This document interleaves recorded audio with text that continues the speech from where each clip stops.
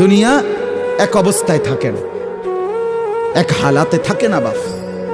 এই জন্য ছেলেদেরকেও বলি বাপ, জিন্দিগি সুন্দর করো। তোমার এই হাসি থাকবে না, তোমার এই সুস্থ সুন্দর সুঠাম দেহ থাকবে না। আন্তরিকতা নিয়ে শুনলে, নিজের ভিতরে নেক মানসিকতা যদি থাকে, গ্রহণ করার মানসিকতা, আর অল্প কথা তো ফায়দা। আর গ্রহণ করার মানসিকতা না থাকলেও 50 বছর শুনলেও গুনার অভ্যাস ছুটে না।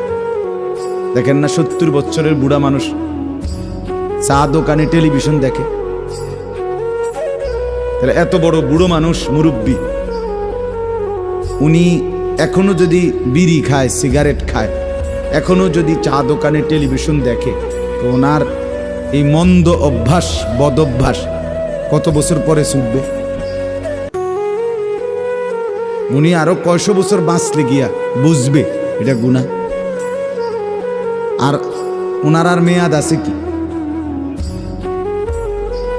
এই জন্য বললাম, আপনি খবর নিলে দেখবেন 30 বছর মসজিদে আসা যাওয়া করে ঠিকই, কিন্তু যথাযথ আন্তরিকতা, দিলের মধ্যে আখেরাতের কোনো মানসিকতাই নাই।